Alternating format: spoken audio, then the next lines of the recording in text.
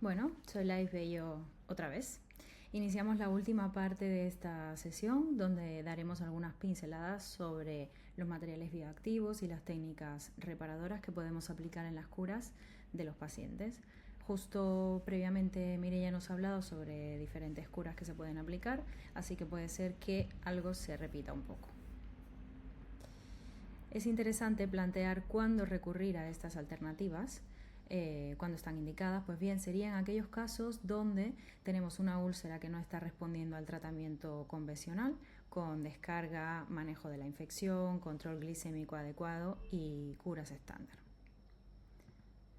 En este sentido encontramos dos grandes grupos de técnicas más avanzadas. Por un lado tenemos los materiales bioactivos que se aplican tópicamente y actúan creando un entorno propicio para la regeneración tisular, controlando la infección y estimulando la cicatrización, pero sin incorporar células vivas ni modificar la biología del organismo.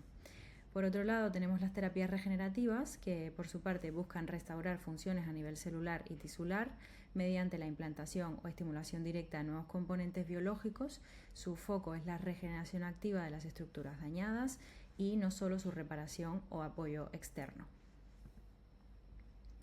Empezando con el primer grupo, que son los materiales bioactivos, contamos con los hidrogeles, que son apósitos que mantienen un ambiente húmedo que favorece la cicatrización. Tienen la capacidad de hidratar el tejido necrótico, de facilitar la autólisis de los efacelos y también absorben una cantidad moderada de exudado, pero no tanta como los alginatos o las espumas. Entonces, si las heridas son muy exudativas, cuidado porque igual pueden macerar un poco.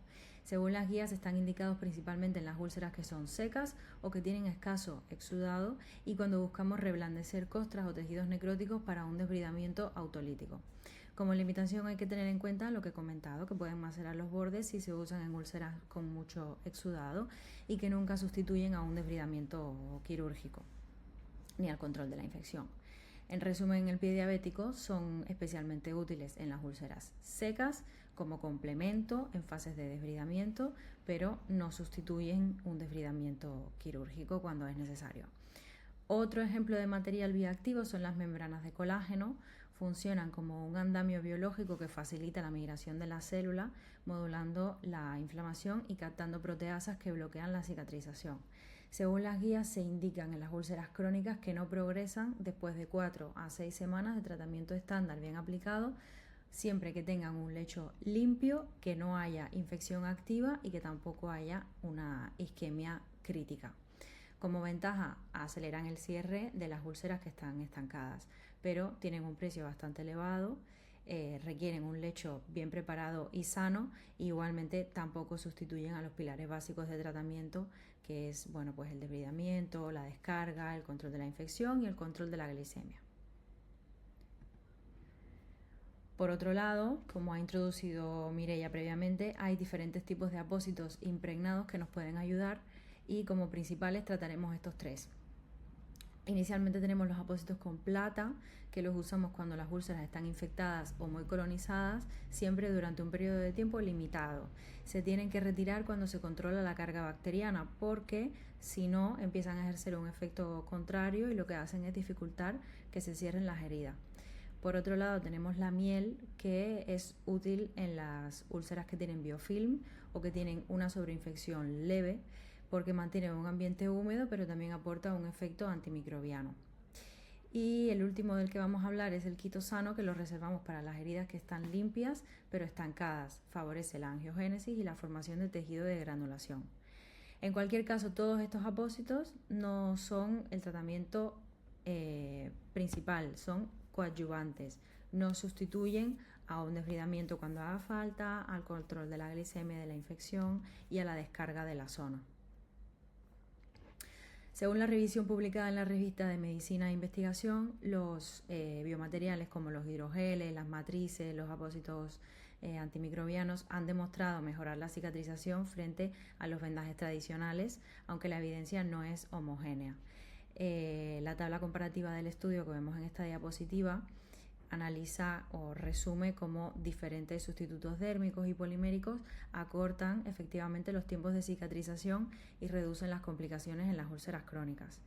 Por tanto, no estamos hablando de chamanismo ni de cosas que aparecen así sin más o que son modas, sino que hay una evidencia científica que respalda el uso de estos diferentes productos como coadyuvantes. Sin embargo, lo que pasa es que hay tanta disparidad entre pacientes, disparidad entre heridas, diferentes medios de trabajo. En cada medio igual hay disponibles ciertas cosas, pero otras cosas no. Entonces, no hay protocolos claramente establecidos y esto dificulta mucho la realización de estudios comparativos que determinen si efectivamente hay un material que pueda ser superior respecto a otro. En lo que sí hay consenso es en lo que he ido repitiendo todo el rato, que es que se tiene que aplicar en un contexto de un manejo integral del pie diabético. No vamos obviamente a dejarlo todo a un apósito y ya está, sino que tenemos que seguir haciendo ese seguimiento de las heridas, viendo que no empiece con una infección. Si empieza con una infección hay que orientar el tratamiento según cómo se clasifique esa infección para ver si hay que empezar antibiótico oral o antibiótico intravenoso, hay que controlar la glicemia, hay que poner una descarga de la zona, o sea, todos los demás pilares se tienen que respetar independientemente de que estemos haciendo un tratamiento un poquito más avanzado con un apósito más específico. Y bueno, ¿qué pasa entonces con las terapias regenerativas, que es el segundo bloque que hemos comentado inicialmente? La función de estas terapias es acelerar la cicatrización gracias a su alta concentración de factores de crecimiento. La evidencia disponible muestra que aumentan la probabilidad de curación completa de entre un 25 a un 50% respecto a un tratamiento convencional y además reduce el tiempo de cicatrización en al menos 2 semanas. Está indicado en las úlceras que son crónicas, que están limpias, que no responden al tratamiento estándar y tienen que aplicarse siempre junto al resto de medidas, al resto de pilares que son los básicos. Para aplicarlo es necesario, como hemos comentado antes en algún apósito puntual, que el lecho de la herida esté limpio y que no haya una infección asociada. Una vez se ha realizado la extracción y la centrifugación, habría que activar el producto para que se gelifique lo más posible y se pueda depositar en el lecho de la herida. Y además, en algunos artículos se emplean protocolos en los cuales se realiza una inyección concomitante en los bordes de la herida, alcanzando el plano subcutáneo, también para favorecer la cicatrización. No en todos los casos se hace, pero sí hay muchos estudios en los que se hace, siempre acompañado del PRP gelificado en el lecho de la herida. Algunos ejemplos de casos reales sería por ejemplo, este primer paciente que tiene una herida no progresiva en el talón, ha agotado ya todas las medidas conservadoras, ya se le han puesto todos los apósitos habidos y por haber, ha hecho descarga, ha hecho todo, no tiene signos de infección como podemos ver, no hay eritema, no hay edema, no hay aumento de temperatura, no lo hay.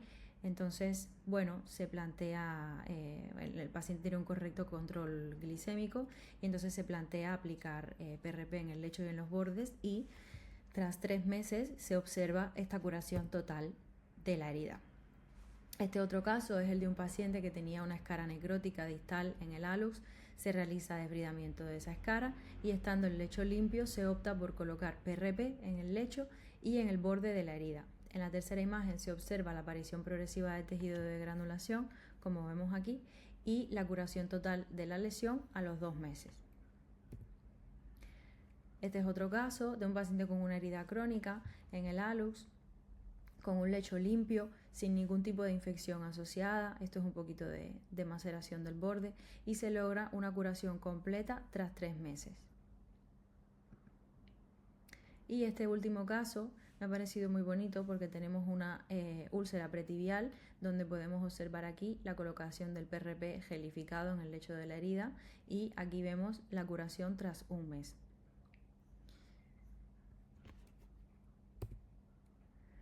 Entonces, aunque todavía el nivel de evidencia es moderado bajo, se reconoce su efectividad. Del mismo modo que hemos comentado antes, igual que con los biomateriales, resulta difícil aunar criterios y protocolizar cuando hay tanta heterogeneidad entre localización de las heridas, tipo de paciente, estado metabólico de base, medio de aplicación, sistema de preparación, o sea, todo es como muy heterogéneo y a pesar de ello hay resultados positivos y hay evidencia en estos casos, en este perfil de paciente que estamos manejando. Entonces puede ser un recurso útil al que recurrir. Como consensos, se establece que debe aplicarse siempre en un lecho limpio, desbridado, directamente poner ahí el PRP gelificado, y sobre ese PRP, además también se puede asociar la inyección en los bordes de la herida, y sobre ese PRP gelificado que se ha puesto en el lecho se tiene que colocar un apósito antiadherente tipo Mepitel o Linitul, y sobre eso se puede colocar o bien una gasa estéril o algún apósito de espuma absorbente si hay mucho exudado.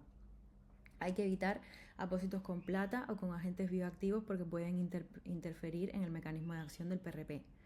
Y deben realizarse curas cada 2 a 3 días cambiando el apósito superficial, y además se tiene que reaplicar el PRP cada 1 o cada 2 semanas hasta que cicatrice por completo la herida. Esto puede parecer un gasto muy grande, pero recordemos que claro, son pacientes muy crónicos donde ya han fallado todo el resto de tratamientos y las alternativas pues ya nos empezamos a quedar sin recursos y bueno, nos lo podemos plantear. Otra técnica regenerativa que presentaremos serán las matrices dérmicas.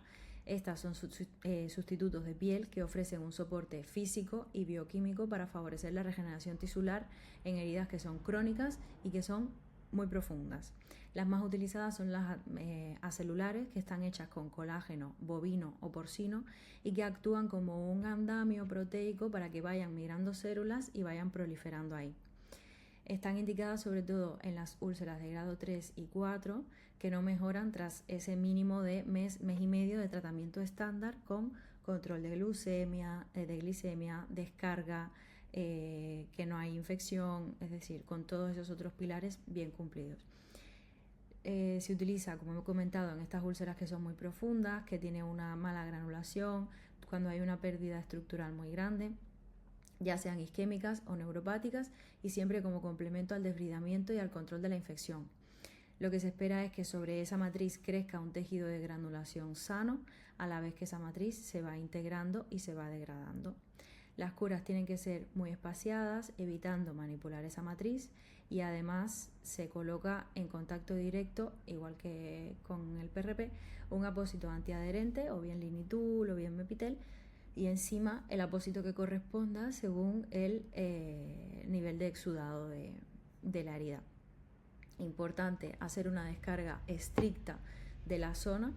Esto es absolutamente imprescindible para que la matriz se integre y la herida cicatrice. Entonces, para llevarnos un poquito a casa de esta última parte de la sesión, ¿cuándo recurrimos a las terapias avanzadas? Pues cuando se han cumplido todos esos pilares de tratamiento y ha pasado un mes y medio y la herida sigue estancada exactamente igual, sin tener signos de infección, sin tener signos de una isquemia crítica, con un buen control de glucemia y con una descarga correcta, y sin embargo la herida está ahí y no progresa. Como materiales bioactivos tenemos esos hidrogeles que podemos aplicar en aquellas úlceras que están secas con poco exudado, esos apósitos de colágeno cuando las úlceras están estancadas y tienen un lecho limpio, esos apósitos con plata cuando hay una colonización superficial bastante marcada que empieza ya a ser un poquito exudativa, y tiene que ser durante un periodo muy estrecho para evitar que una vez que se resuelva esa parte, seguir poniendo ese apósito de plata y que nos haga el efecto contrario y que evite que la herida se cierre.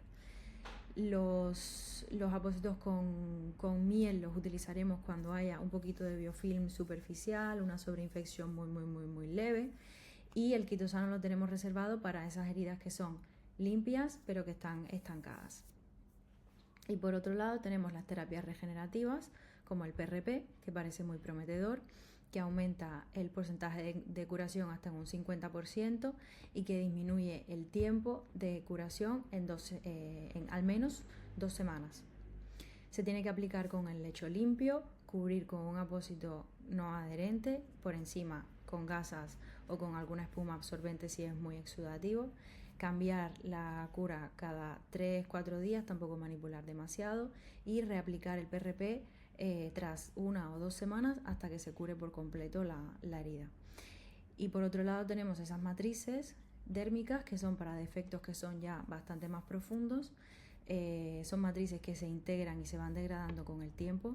Hay que espaciar bastante las curas, incluso hacerlas semanales o cada 10 días y hacer una descarga estricta de la zona. Como tal, sí hay evidencia científica que respalda el uso de todas estas terapias como coadyuvantes, pero siempre hay que respetar los pilares del manejo integral del pie diabético.